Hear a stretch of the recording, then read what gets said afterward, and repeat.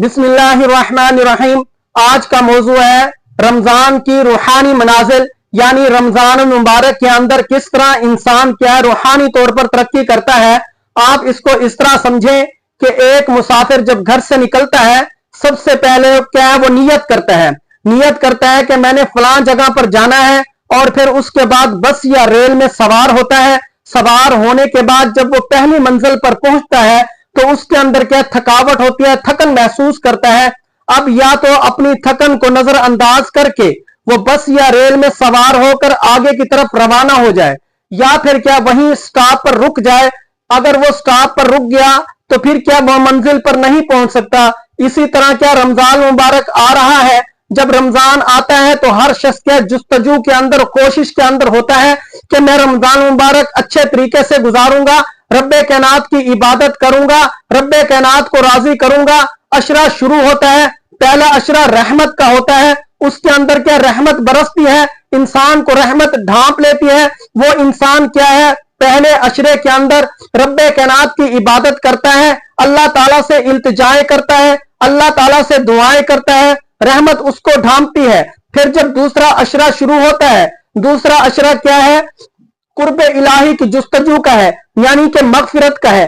اولہ رحمت اوسطہ مغفرت، اب دوسرا عشرہ مغفرت کا ہے۔ اب انسان کیا ہے تھکن محسوس کرتا ہے، اب وہ کیا ہے تھکا ہوا ہوتا ہے۔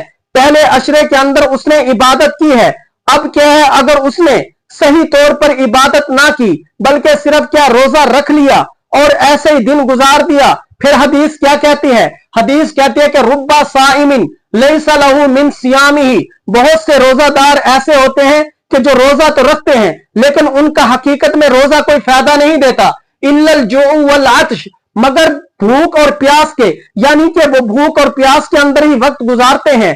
اب اسی طرح اگر اس نے کیا رب کائنات کی عبادت کی، قرآن مجید کی تلاوت کی، پرجوش انداز کے اندر دوسرا عشرہ بھی گزار لیا، تو پھر کیا رب کائنات کی مغفرت اس کو ڈھانپ لیتی ہے، یعنی کہ اللہ تعالیٰ کا قرب نصیب ہوتا ہے۔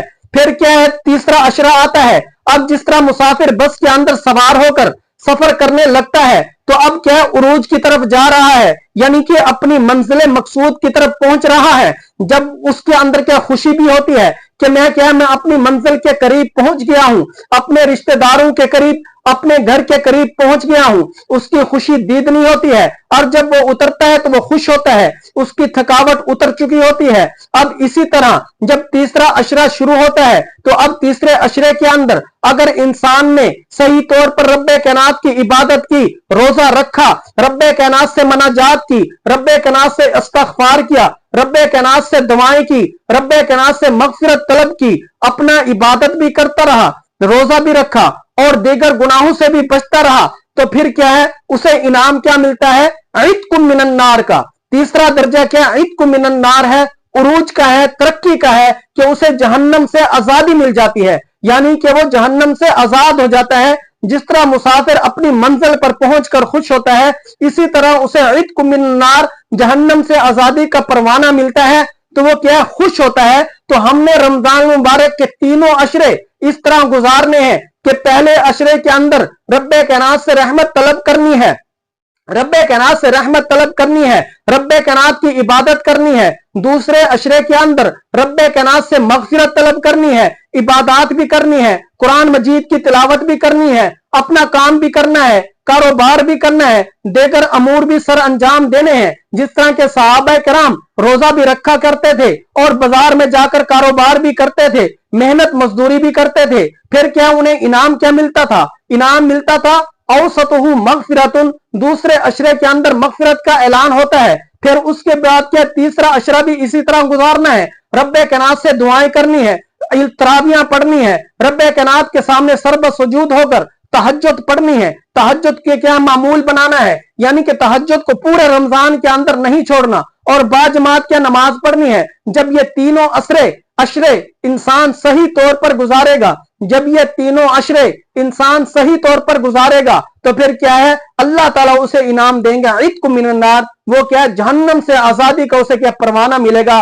اس طرح کیا ہے انسان روحانی طور پر رمضان میں ترقی کر سکتا ہے، اس طرح کیا ہے انسان اپنا کیا ہے ترقی کا منزل طے کر سکتا ہے۔ اللہ تعالیٰ کیا ہمیں عمل کرنے کی توفیق عطا فرمائے اور رمضان المبارک صحیح معنوں کے اندر گزارنے کی توفیق عطا فرمائے۔